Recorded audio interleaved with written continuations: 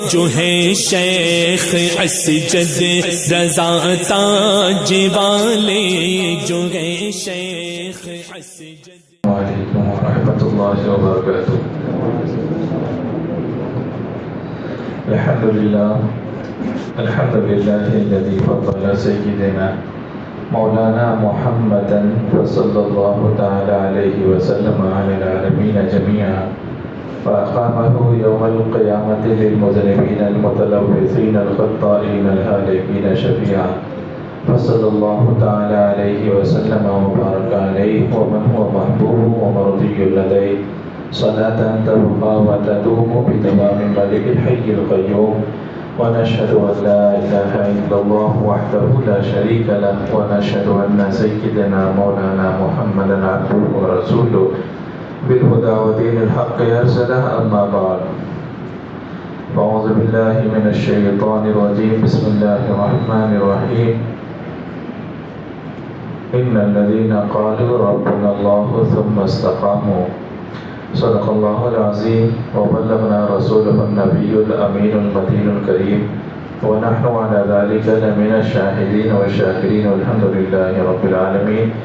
ایک مرتبہ با آواز بلند درود پاک پڑھ لیں. اللہم صل علی سیدنا مولانا محمد وعلی آل سیدنا مولانا محمد وبارک وسلم. صلوا علیہ صلاة تبقى وتدوم بدوام ملک الحی القیوم. دنیا میں لاکھوں کروڑوں انسان بستے ہیں.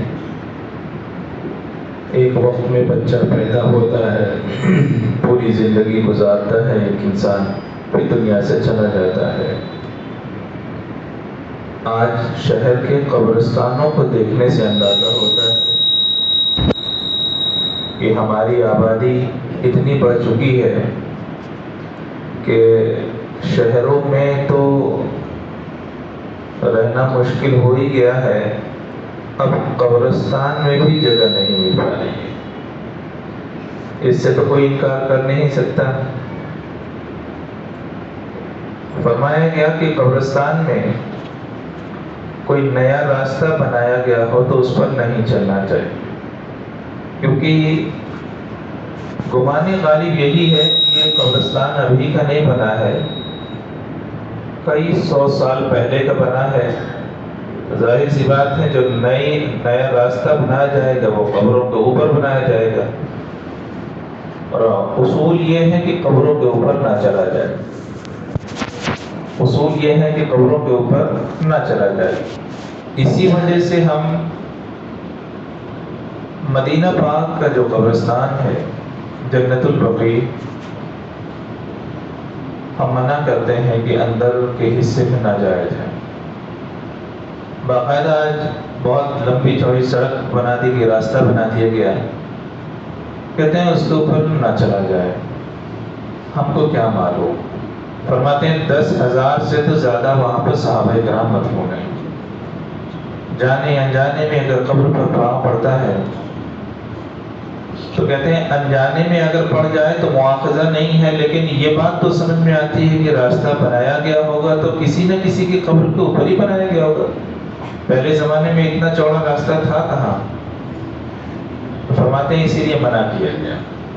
اب سنیے، آج آبادیوں میں جگہ نہیں ہے. انسان دیہات میں گھر بناتا ہے تو ایک گھر ہوتا ہے، ایک روم ہوتا ہے، پھر دالان ہوتا ہے، پھر آنگن ہوتا ہے، پھر آنگن کی دیوار ہوتی ہے. یہ سب تصور اب ختم، کانسیپٹ یہ بالکل ختم ہو چکا ہے.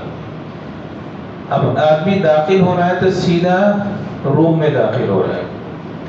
اگر اس کو ہال مل رہا ہے تو یہ بہت اچھی بات ہے، ورنہ آج کے زمانے میں ہال بھی استعمال کیا جاتا ہے دوسرے کاموں کے لیے.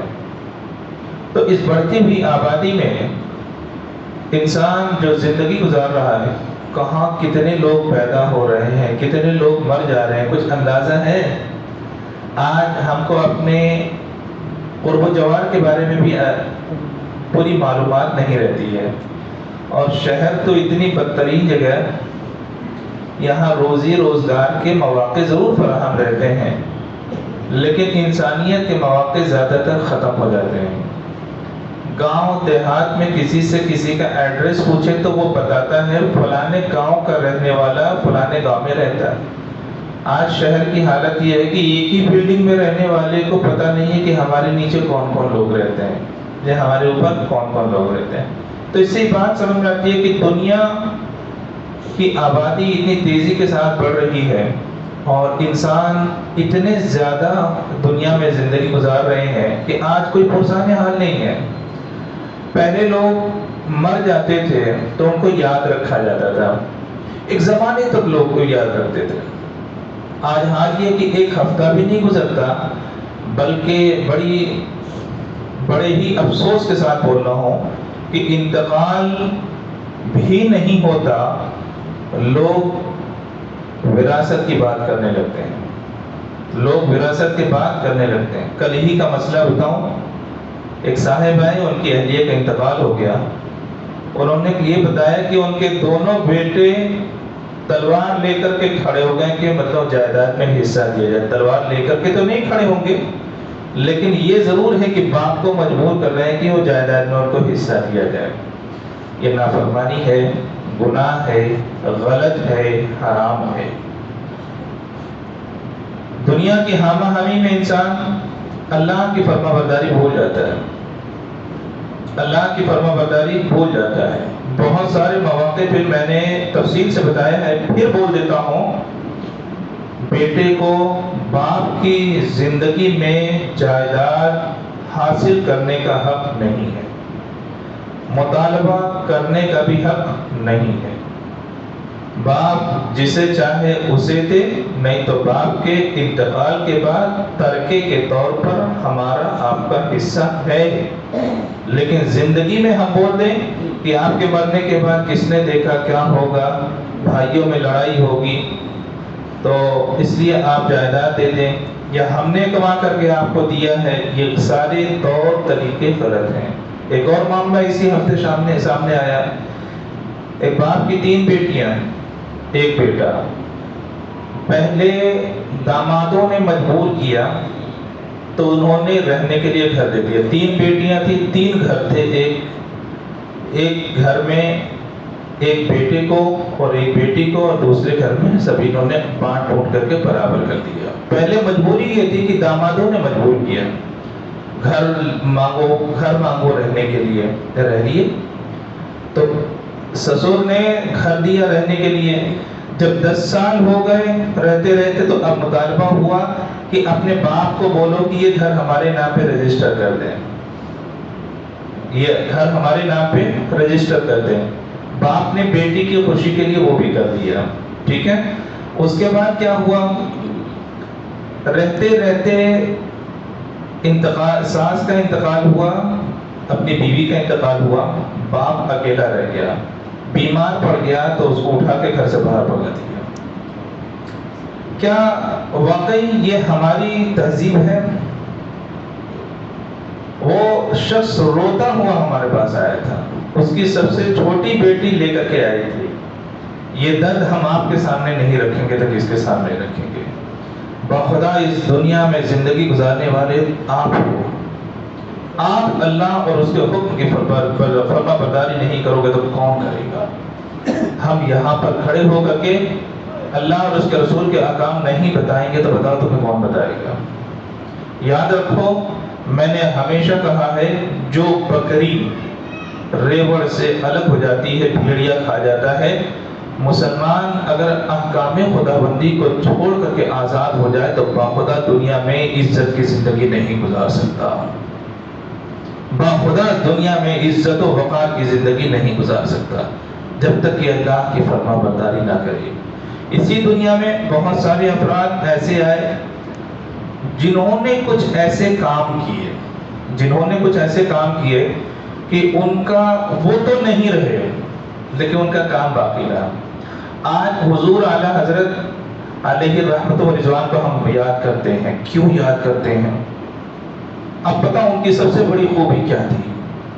کہ سب سے بڑی خوبی یہ تھی کہ وہ بہت اچھا لکھنا جانتے تھے؟ کہ سب سے بڑی خوبی یہ تھی کہ وہ نعت خوان یا نعت لکھنے والے تھے؟ کیا سب سے بڑی خوبی یہ تھی کہ وہ فتویٰ لکھنے والے تھے؟ نہیں، سب سے بڑی خوبی یہ تھی کہ آپ شریعت کے نگہبان تھے، شریعت سے زندگی پر وابستہ رہے، دوسروں کو بھی وابستہ کیا اپنی تحریروں سے، اپنی تقریروں سے، اپنے نعت کے ذریعے سے اور اپنے کردار کے ذریعے سے۔ لوگ انہیں دیکھتے تھے تو وہ شریعت کے قریب آتے چلے جاتے تھے، شریعت کے قریب ہوتے چلے جاتے تھے، تحریریں پڑھی، شریعت کے قریب ہوتے چلے گئے۔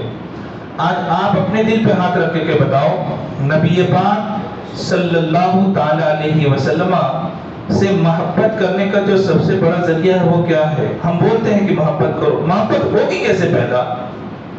بھئی دو ہی طریقے ہیں، ایک تو اللہ کے رسول کا ذکر کیا جائے، اور دوسرے یہ کہ نبی پاک صلی اللہ تعالی علیہ وسلم کی نعتیں پڑھی جائیں، پڑھوائی جائیں اور سنی جائیں۔ بتاؤ اعلیٰ حضرت عظیم البرکت علیہ رحمت و رضوان نے وہ کام انجام دیا جس سے شریعت کی محافظت ہوتی ہے۔ فرمایا سونا جنگل، رات اندھیری، چھائی بدلی کالی، اتنے ہی تو فرمایا، تین چیزیں فرمائی ہیں۔ سونا جنگل، دنیا تو بالکل برباد ہے، رات اندھیری ہے، ملک کے بھی حالات ایسے ہیں کہ کوئی پرسان حال نہیں ہے، چھائی بدلی کالی ہے، یعنی ہماری امت، ہمارا مسلمان کہلانے والا فرد بھی آج بالکل دھوکے میں زندگی گزار رہا ہے، دھوکے میں زندگی گزار رہا ہے۔ تو آپ ان تمام چیزوں پر غور کر کے دیکھیں، آپ کو یہی محسوس ہوگا کہ یاد انہی کو کیا جاتا ہے جو شریعت کو یاد رکھا کرتے تھے، انہی کو دنیا میں پوچھا جاتا ہے جنہوں نے اللہ اور اس کے رسول صلی اللہ تعالی علیہ وسلم کی فرما برداری کی۔ کتنے شراب پینے والے لوگ ایسے ہیں جو کروڑ پتی ہیں، اسی شہر کی حالت بتا رہا ہوں، اسی شہر کی حالت بتا رہا ہوں، کتنے ایسے لوگ ہیں جو کروڑ پتی ہیں، شراب پیتے ہیں۔ میری نظروں کے سامنے میں ایسے افراد کو جانتا ہوں جن کی 14 منزلہ بلڈنگیں ہیں، 14ویں منزل پہ وہ رہا کرتے ہیں۔ سوال یہ ہے کہ کیا ان کو اتنا یاد کیا جاتا ہے؟ کہتے ہیں نہیں۔ کیوں؟ کیونکہ انہوں نے وہ کام نہیں انجام دیا جس کام کے لیے انسان کو دنیا میں بھیجا گیا تھا، جس کام کو دنیا انجام دینے کے لیے دنیا میں بھیجا گیا تھا، اس کام کو انجام نہیں دیا۔ اب آئیے آپ کو بتاتا ہوں، یاد اسی کو رکھا جاتا ہے جو اللہ اور اس کے رسول صلی اللہ تعالی علیہ وسلم کے حکم کی فرما برداری کیا جاتا ہے، کیا کرتا ہے۔ انہی نفوس قدسیہ میں حضور حافظ ملت علیہ رحمت و رضوان کے آج آپ کو اس سے مبارک ہے، آج آپ کا اس سے مبارک ہے۔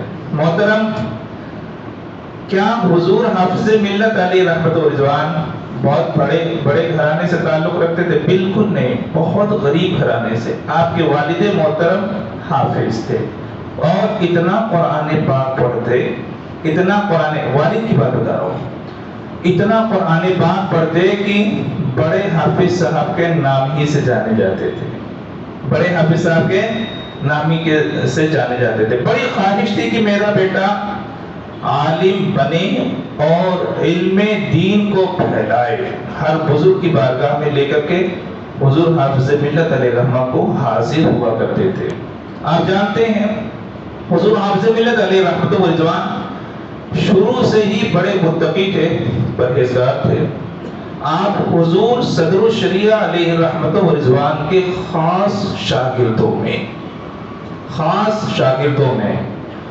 حضور مفتی اعظم ہند علیہ رحمت و رضوان فرماتے ہیں کہ صدر الشریعہ کے بہت سارے شاگرد نکلے اور ایک سے بڑھ کر کے ایک کارنامہ انجام دیا، لیکن حافظ ملت نے جو کارنامہ انجام دیا ویسا کارنامہ ابھی تک کسی اور نے نہیں انجام دیا۔ بہت بڑے دارے کے پانی، محتمل اور چلانے کی صلاحیت آج ہندوستان کی سب سے عظیم دستگاہ وہیں کی کہی جاتی ہے۔ اب معاملہ یہ کہ حضور حافظ ملت علیہ رحمت و رضوان کیسے تھے؟ بہت بڑے پہلوان نہیں تھے، جسمانیت کے مالک نہیں تھے، دبلے پتلے تھے، ململ کا کپڑا پہنتے، 2 بلیا ٹوپی پہنا کرتے، نگاہیں ہمیشہ جھکی رہتی تھیں، اور جس کی طرف نگاہ اٹھا کر کے دیکھ لیا اس کی زندگی کامیاب ہو جایا کرتی تھی۔ آپ یہ نہ سمجھ لیں کہ بہت زیادہ چیخو پکار کرنے والا آدمی بہت کامیاب ہوتا ہے، اور یہ بھی لفظ بول دیتا ہوں کہ آدھا گھنٹہ دعا مانگنے والا وہی کامیاب ہوتا، نہیں، کوئی ضروری نہیں ہے۔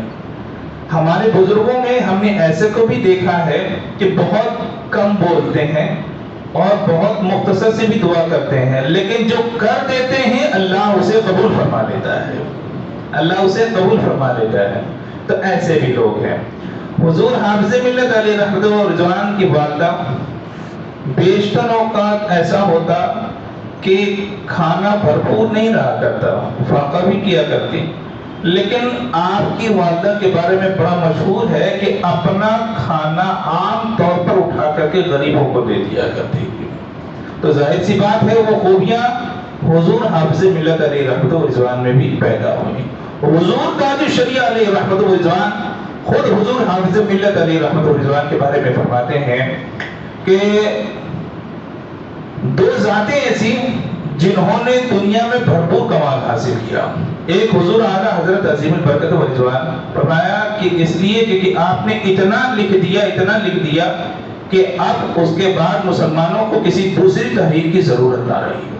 اور دوسرا فرماتے حضور حافظ ملت علیہ رحمت و رضوان کے بارے میں کہ آپ نے اتنے شاگردوں کو پیدا کر دیا، آپ نے اتنے شاگردوں کو پیدا کر دیا کہ آج وہی لوگ مسلک اعلیٰ حضرت کی ترویج و اشاعت کر رہے ہیں، وہی صحیح جو ہے وہی ترویج و اشاعت کر رہے ہیں۔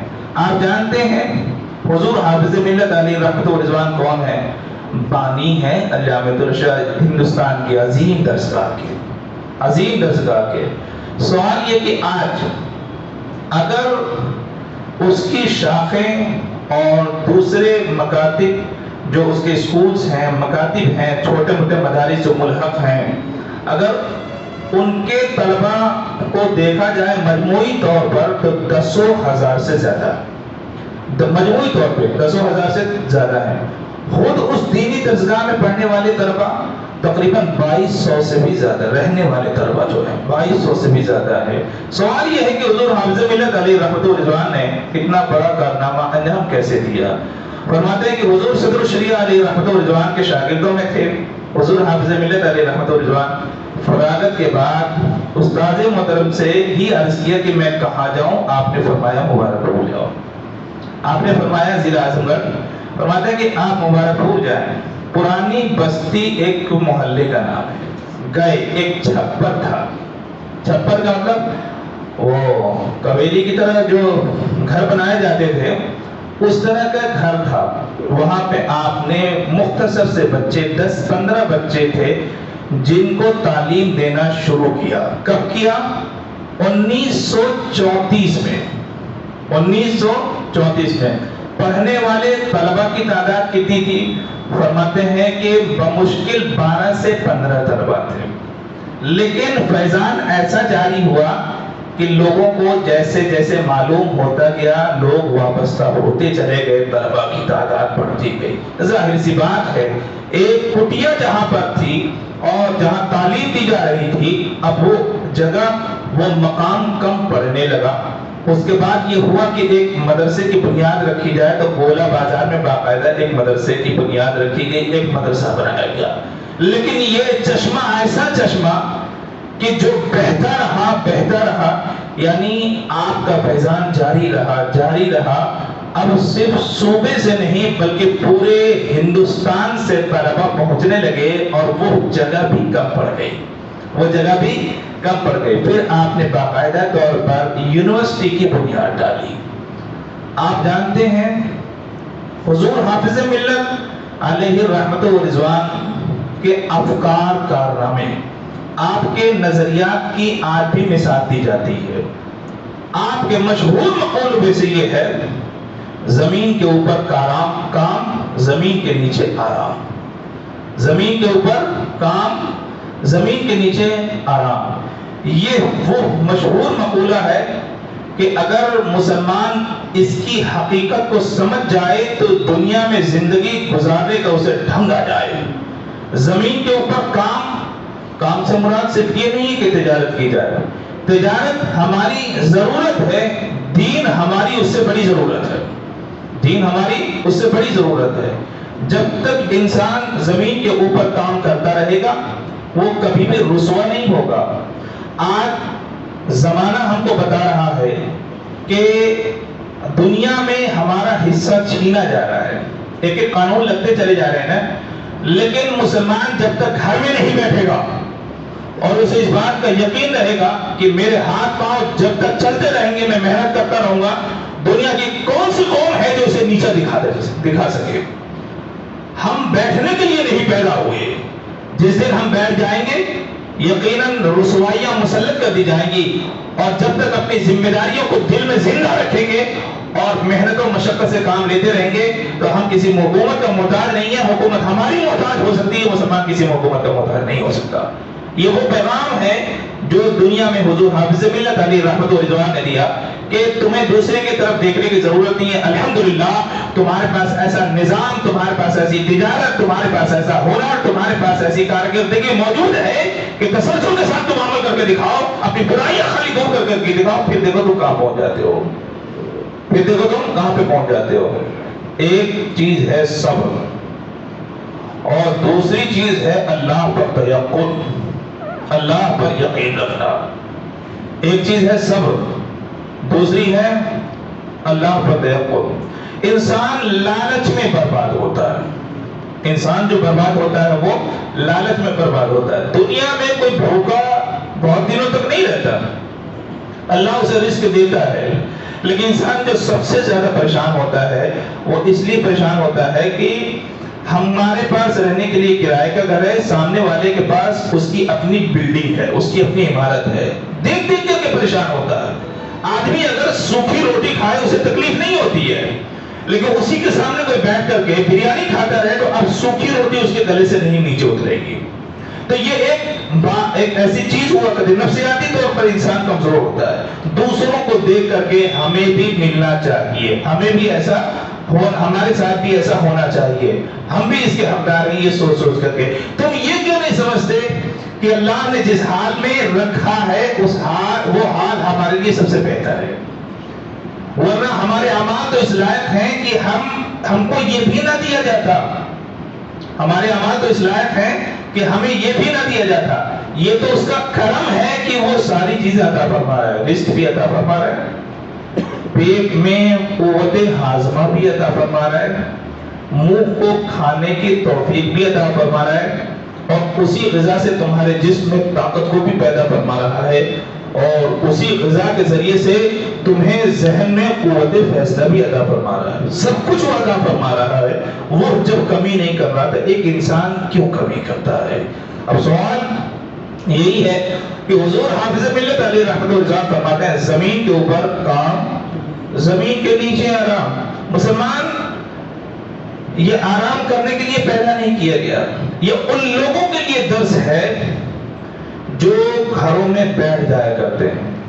گھروں کی خواتین کام کرتی ہیں اور مرد حضرات گھر میں بیٹھ جایا کرتے ہیں. سوال یہ ہے کہ کیا ایسا بیٹھنے والا دنیا میں کامیابی کے ساتھ زندگی گزار سکتا ہے؟ ہرگز نہیں گزار سکتا، ہرگز نہیں گزار سکتا، ہرگز نہیں گزار سکتا. اللہ نے مرد کو گھر کے باہر کی ذمہ داریاں دی ہیں. کام تو کرے گا، محنت تو کر، پتھر اٹھا، مٹی اٹھا، جو کرنا ہے کر. اللہ نے ہاتھ پاؤں سلامت دیے ہیں، یہ بہتر ہے. پتھر اٹھانا، مٹی اٹھانا، روڈ پر کام کرنا، یہ بہتر ہے کہ اپنی بیوی کے گھر والوں سے مطالبہ کیا جائے کہ تم اپنے گھر سے یہ لے کر کے آؤ تو اپنے گھر لے کر کے رکھیں گے. اللہ نے تو کوئی کمی کی نہیں کی.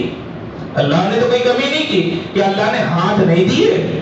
کہ اللہ نے پاؤں نہیں دیے؟ کیا جس میں قوت نہیں ہے کیا اللہ نے اپاہج پیدا فرمایا؟ نہیں. جب اللہ نے ساری چیزوں کو دیا ہے تو آپ اللہ کی مخالفت کیسے کر سکتے ہیں؟ ایک انسان کیسے شراب پی سکتا ہے؟ کہ اللہ نے اس کے منہ اسی لیے عطا فرمایا کہ وہ حرام چیزوں کو منہ میں ڈالے؟ کہ اللہ نے مجبور کیا کہ وہ شراب کو پیے؟ ایک تو پیتا ہے، اپنی زندگی بھی برباد کرتا ہے، بیوی کی بھی زندگی برباد کرتا ہے، بچوں کی بھی زندگی برباد کرتا ہے، کیا اس بات کا احساس نہیں ہے کہ جو اللہ رزق دینا جانتا ہے وہی رزق لینا بھی جانتا ہے؟ آج منہ میں اتنی قوت ہے تمہارے کہ تم شراب کو منہ میں لگا لے رہے ہو، لیکن یہ بتاؤ یہ قوت اگر اللہ تبارک و تعالیٰ چھین لے تو مرنے والے کو غور سے دیکھنا، کبھی زندگی میں احساس ہو تو مرنے والوں کو دیکھو۔ ایک وقت ایسا آتا ہے کہ اللہ تبارک و تعالیٰ دانا پانی سب کچھ بند کر دیتا ہے، اس کے منہ میں زمزم کے قطرے بھی ڈالو گے تو ایک طرف سے ڈالو گے دوسری طرف سے بہہ جائے گا، اندر نہیں جائے گا۔ یہ رب کا حکم ہے کہ ہم جب تک چاہیں گے غذا اندر تک جائے گی۔ وہ منہ اس نے پاک پیدا کیا تو کیسے ناپاک کر سکتے ہو؟ اس منہ میں اللہ نے زبان عطا فرمائی قرآن پاک پڑھنے کے لیے، نعت پاک پڑھنے کے لیے، اللہ کے حکم کی فرما برداری کرنے کے لیے، تم ان سے کیسے غلط کام کروا سکتے ہو؟ کیا ان زبانوں سے اللہ تبارک و تعالیٰ سوال نہیں کرے گا؟ اليوم نختم علی افواہہم، اللہ رب العزت نے فرمایا ایک دن آئے گا قیامت کا، منہ پہ مہر لگا دی جائے گی، جو بولتے تھے وہ بول نہیں سکیں گے اور جو نہیں بول پاتے تھے وہی اللہ کی بارگاہ میں گواہی دیتے ہوئے نظر آئیں گے۔ فرماتے ہیں کہ یہ چیزیں ہمیں صحیح راستہ دکھاتی ہیں، یہ چیزیں ہمیں صحیح راستہ دکھاتی ہیں۔ حضور حافظ ملت علیہ رحمت و رضوان اتنے خوددار کہ حضور صدر الشریعہ علیہ رحمت و رضوان نے جب پہلی مرتبہ مبارک پور بھیجا آپ جائیے وہاں پر تعلیم دیجیے، تو آپ نے ارشاد فرمایا، آپ نے عرض کیا شاگرد جب استاد سے بولے تو عرض ہے، استاد جب شاگرد سے بولے تو یہ ارشاد ہے۔ تو حضور حافظ ملت علیہ رحمت و رضوان نے عرض کیا حضور میں ملازمت نہیں کرنا چاہتا۔ اب دیکھو کتنا اعلیٰ تصور ہے، ملازم غلام کی طرح ہوتا ہے، ملازم ایک غلام کی طرح ہوتا ہے۔ ایک بات بتا دوں، میری آنکھوں کے سامنے وہ عورتیں موجود ہیں، میری آنکھوں کے سامنے وہ عورتیں موجود ہیں جنہوں نے واللہ العظیم یہ بیان دیا ہے میرے سامنے کہ ہم شوہر کو تو چھوڑ سکتے ہیں ملازمت کو نہیں چھوڑ سکتے۔ یہ دن کتنا بدتر دن ہے کہ عورت شوہر کو ترجیح دے ملازمت کو۔ ملازمت انسان کو غلام بنا لیا کرتی ہے۔ یاد رکھو ملازمت سے ہم ضرورت پوری کرتے ہیں، ملازمت ہماری ضرورت نہیں ہے۔ ملازمت ہماری ضرورت ہے، ہم ملازمت کی ضرورت، ہمیں ملازمت کی ضرورت نہیں ہے۔ آخر اس عورت کو کس نے یہ کہنے پر مجبور کیا؟ مجبور نہیں، کس نے اکسایا؟ دو لوگوں نے اکسایا، ایک اس کے پیسے نے اکسایا اور دوسرا اس کی ترقی نے، دوسرا اس کی ترقی نے۔ اس نے سمجھا یہ کہ شوہر کو چھوڑ کر کے ہم ترقی کر سکتے ہیں۔ محترم، جس عورت کے سر پر شوہر کا سایہ رہتا ہے دنیا اس کو عزت و وقار کی نگاہ سے دیکھتی ہے، اور جس عورت کے سر سے سایہ اٹھ جاتا ہے یا سایہ نہیں رہتا دنیا اسے چیل اور کووں کی نگاہ سے دیکھا کرتی ہے، چیل اور کووں کی نگاہ سے دیکھا کرتی ہے۔ باخدا اس طرح کی عورتیں بھی ہمارے سامنے موجود ہیں۔ آپ بتاؤ، بہت پہلے تصور کیا تھا حضور میں ملازمت نہیں کرنا چاہتا۔ یہ ملازمت انسان کو غلام بنا رہی ہے، یہ ملازمت انسان کو غلام بنا رہی ہے۔ اس کا ایک مائنڈ سیٹ ہو جاتا ہے کہ 50,000 روپے مجھے تنخواہ مل رہی ہے، 2 سال اور کام کروں گا تو 1 لاکھ ہو جائے گی، 5 سال اور کام کروں گا تو یہ ہو جائے گی۔ سب کچھ تم کو مل رہا ہے کہ اللہ اور اس کے رسول کی خوشنودی اور اس کی فرما برداری مل رہی ہے۔ اب یہ بات ہم یہاں پہ کہیں تو ہنسنے والی بات ہوگی کہ آخر ہم اللہ اور اس کے رسول کی فرما برداری کر کے کریں گے کیا؟ محترم، یہ دنیا دھوکہ ہے، اس دنیا کے دھوکے میں آپ زندگی گزار رہے ہو۔ آپ کو لگتا ہے کہ بڑے لوگوں کی زندگی پردے کے پیچھے بہت اچھی گزر رہی ہے، میں تو یہ دیکھتا ہوں کہ سب سے بدترین زندگی گزار رہے ہیں۔ بس معاملہ اتنا سے ہے کہ اپنی عزت کو سامنے نہیں لانا چاہتے، اس لیے خاموشی کے ساتھ بیٹھے ہوئے ہیں، اس لیے خاموشی کے ساتھ۔ ایک عام انسان کیوں نبی پاک صلی اللہ تعالی علیہ وسلم نے امیر بننا پسند نہیں کیا؟ کیوں نبی پاک صلی اللہ تعالی علیہ وسلم کے پاس کیا مال دولت نہیں آئی؟ آیا محترم آیا نہیں. اللہ نے تو آپ کو وہ اختیار دیا کہ سونے کا پہاڑ بن جائے. آپ تو 100-200 گرام سونے کے طرف جاتے ہیں, وہاں کوئنٹل بلکہ ٹن کے ٹن حساب سے سونا بن جاتا. سرکار نے پسند نہیں فرمایا, بلکہ آپ نے اپنے آخری خطبے میں ارشاد فرمایا میں دنیا سے ڈرتا ہوں, میں دنیا داری سے ڈرتا ہوں. جب دنیا تمہارے پاس آئے گی اور تم گمراہ ہو جاؤ گے, دنیا داری تمہارے پاس آئے گی اور تم گمراہ ہو جاؤ گے. یہ دنیا داری آئی, شراب کے اڈے کھول دیے گئے. یہی دنیا داری آئی تو بہت سارے کلب کھول دیے گئے. یہی دنیا داری آئی, زنا کے اڈے کھول دیے گئے. یہی دنیا داری آئی, جھوٹ کا بازار گرم ہو گیا. جن بازاروں میں سچ بولنا تھا آج سب سے زیادہ جھوٹ بولا جاتا ہے, اور جن عدالتوں کو سب سے زیادہ سچ بولنے کے لیے بنایا گیا تھا آج سب سے زیادہ جھوٹ وہیں پہ بولا جاتا ہے. پیغمبر کے اقوال کو فراموش کر کے آپ کیسے آسانی اور سکون کی زندگی گزار پاؤ گے؟ کبھی نہیں گزار پاؤ گے. اب سنو, حضور حافظ ملت علیہ رحمۃ اللہ رضوان نے عرض کیا, حضور میں ملازمت نہیں کرنا چاہتا. اپنے وقت کا ولی عرض کر رہا اپنے استاد سے. ظاہر سی بات ہے وہ ولی ہے تو ان سے بڑے ولی حضور صدر شریعہ علیہ رحمۃ اللہ رضوان نے ارشاد فرمایا ملازمت کے لیے نہیں بھیج رہا ہوں, دین کی خدمت کے لیے بھیج رہا ہوں. ارشاد فرماتے ہیں ملازمت کے لیے نہیں بھیج رہا ہوں, دین کی خدمت کرنے کے لیے بھیج رہا ہوں. محترم یہ حکم صرف حضور حافظ ملت کے لیے نہیں ہے بلکہ آنے اور قیامت تک آنے والے مسلمانوں کے لیے ہے. ملازمت کرو, منع نہیں کیا, لیکن دین کی خدمت سے وابستہ رہنا, دین سے وابستہ رہنا. جب تک دین سے وابستہ رہو گے اللہ زندگی میں بھی وقار عطا فرمائے گا اور آخرت میں بھی وقار عطا فرمائے گا. چنانچہ 1934 میں پہلی مرتبہ درسگاہ میں بیٹھے تو اکیلی زبان تھی نا جو اللہ اور اس کے رسول کا نام لے رہی تھی, اللہ اور اس کے رسول کا. آج کروڑوں زبانیں ہیں جو اللہ اور اس کے رسول کا نام لے رہی ہیں, اللہ اور اس کے رسول کا نام لے رہی ہیں. تو یہ اسی ذات کا فیضان ہے, یہ اسی ذات کا فیضان ہے کہ ایک کلمہ پڑھنے والی زبان نے کروڑوں زبانوں پر کلمہ جاری فرما دیا ہے, کلمہ جاری فرما دیا. ایک اور چیز سنو, کہتے ہیں ہم یا کوئی بھی دین کی خدمت کرتا ہے, بولتے ہیں نا دین کی خدمت کرتا ہے, لیکن حضور حافظ ملت علیہ رحمت و رضوان کی ذات مبارکہ وہ ذات مبارکہ وہ ذات ہے. فرماتے ہیں یہ چلتا پھرتا دین ہے. آپ کی زندگی میں بتایا گیا کہ یہ چلتا پھرتا دین ہے. یعنی ہر زاویے سے دیکھ لو کہ حضور حافظ ملت علیہ رحمت و رضوان نے کیسے کارنامے انجام دیے. سب سے پہلے مدارس, لوگوں نے پوچھا تھا آپ سب سے زیادہ آپ کا جو دل دکھتا تھا وہ مدارس کے لیے. آج محترم ضرورت ہے مدارس کی, آج مدارس کی ضرورت ہے, مدارس کی بھی ضرورت ہے اور مدارس کو آباد کرنے کی بھی ضرورت ہے. یہ مدارس ہی ہے جو تمہاری دینی رہنمائی کرتے ہیں اور دنیا کا سکون بھی اس سے وابستہ ہے اور آخرت کا بھی سکون اسی سے وابستہ ہے. دنیا کے کالج میں تمہیں یہ نہیں پڑھایا جائے گا کہ ماں کے قدموں کے نیچے جنت ہے, وہاں پیسہ کیسے کمایا جائے وہ پڑھایا جا سکتا ہے, لیکن ماں باپ کے ساتھ سلوک کیسے کیا جائے یہ دنیا دار کالج اور یونیورسٹی آپ کو نہیں دے سکتی. یہ جب بھی دے گی تو دین کی یونیورسٹی دے گی, دین کا مدرسہ دے گا آپ کو. انسان جوش میں اپنے بچوں کو پڑھا تو دیتا ہے, پڑھانا بھی چاہیے. میں بولتا ہوں ہماری قوم میں تعلیم کی بڑی کمی ہے, بولتا ہوں, لیکن اکثر مشاہدہ یہی ہے کہ پڑھایا اتنا پڑھایا کہ دین نہیں پڑھا پایا. پوچھا بچہ نماز کے لیے کیوں نہیں آیا؟ کہا ٹیوشن کے لیے گیا ہے. اچھا, نماز سے زیادہ اہمیت ٹیوشن کی ہے.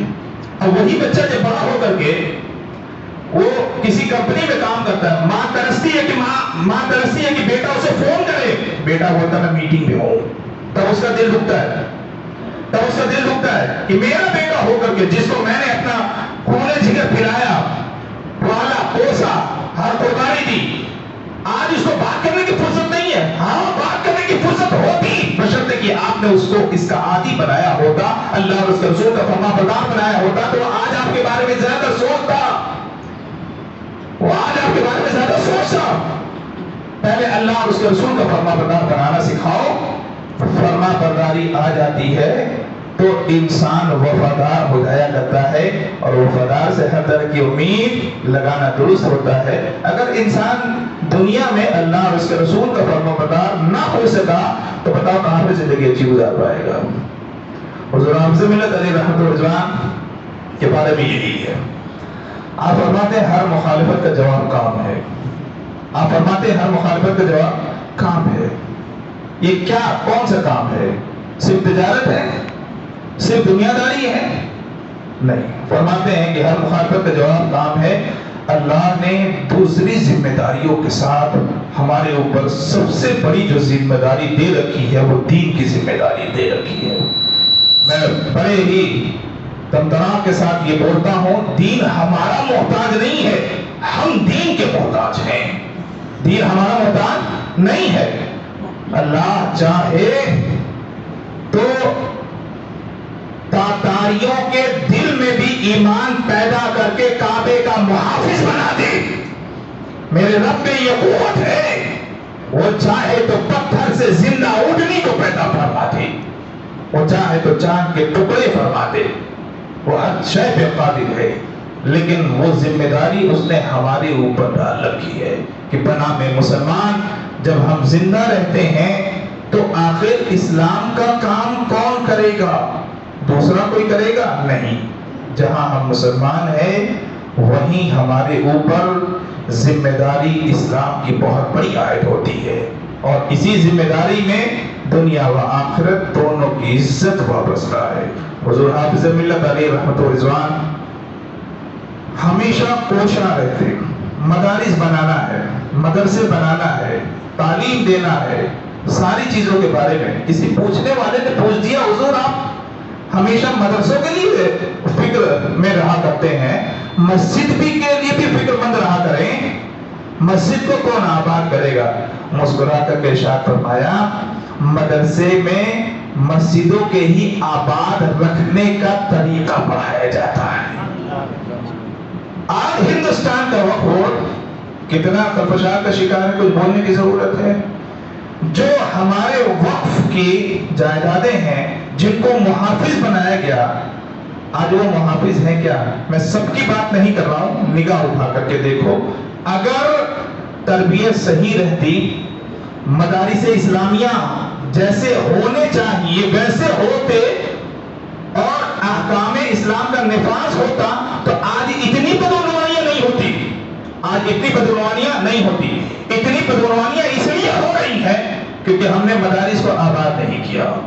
چند مدرسوں کو قائم کرنے سے نہیں ہو جائے گا، ہمیں بہت محنت ابھی کرنی ہے، مدارس کو بھی قائم کرنا ہے، اور شریعت اسلامیہ کا بھی نفاذ کرنا ہے۔ یاد رکھو اسی شریعت سے ہماری زندگی وابستہ ہے، ہماری عزت وابستہ ہے۔ حضور حافظ ملت علیہ رحمت و رضوان نے اپنے لیے کچھ بھی نہ کیا۔ حضور حافظ ملت علیہ رحمت و رضوان نے اپنے لیے کچھ بھی نہ کیا، جو کچھ کیا دین کے لیے کیا۔ جانتے ہو آپ، کمیٹی بنائی حضرت نے، اور آپ ارشاد فرماتے ہیں کہ یہ زمین کا حصہ خرید لیا جائے۔ ایک کمیٹی کے اوپر ذمہ داری دی۔ کمیٹی ایک زمانے کے بعد 2-4 مہینے کے بعد بہت خوش ہو کر کے آتی تھی اور کہتی تھی کہ حضور یہ رجسٹر کے کاغذات ہیں، وہ زمین خرید لی گئی، رجسٹری ہو گئی۔ اب کمیٹی کے لوگوں کا یہ گمان ہوتا کہ حضرت فرمائیں کہ بس آپ ارشاد فرماتے یہاں تک خرید لیا آپ نے؟ کہا ہاں یہاں تک خرید لیا۔ ارشاد فرماتے اب آگے کی خریدنے کی کوشش کریں، اور جب آگے کی خرید کر کے آتے تو ارشاد فرماتے اس سے آگے کی خریدنے کی کوشش کریں۔ ارے مومن وہ ہوتا ہے جو رکا نہیں کرتا، جو رک جائے وہ مومن نہیں ہوتا۔ مومن آگے بڑھتا چلا جاتا ہے، مومن آگے بڑھتا چلا جاتا ہے۔ اللہ نے اسی میں اس کو وقار عطا فرمایا ہے۔ ارشاد فرماتے اس سے آگے کے خریدو، اس کے بعد ارشاد فرماتے اس سے آگے کے خریدو۔ اور آج حال یہ ہے کہ اس ادارے میں کوئی پیدل گھومنا چاہے تو تھک جائے گا، پسینہ آ جائے گا، اتنا بڑا ادارہ ہے۔ تو خیر، حضور حافظ ملت علیہ رحمت و رضوان کی جو ذات مبارکہ ہے ہمارے لیے مشعل راہ ہے، مشعل راہ ہے۔ آپ دیکھو کہ ہمارے بزرگوں نے کس طرح سے زندگی گزاری ہے۔ ہمارے بزرگوں نے اپنے لیے کچھ نہیں کیا، جو کچھ کیا وہ دین کے لیے کیا۔ محترم آج حال یہ ہے کہ آج ہم جو کچھ کرتے ہیں وہ اپنے لیے کرتے ہیں، دین کے لیے نہیں کرتے ہیں۔ آج ان کو یاد رکھا جاتا ہے، ہم کو یاد نہیں رکھا جاتا. تو ظاہر سی بات ہے اگر دین سے وابستہ رہیں گے تو جب تک دین زندہ رہے گا اس وقت تک ہم بھی زندہ رہیں گے. اللہ تبارک و تعالی ہم سب کو صحیح سوچ عطا فرمائے، ہم سب کو خدمت اسلام کرنے کی توفیق عطا فرمائے.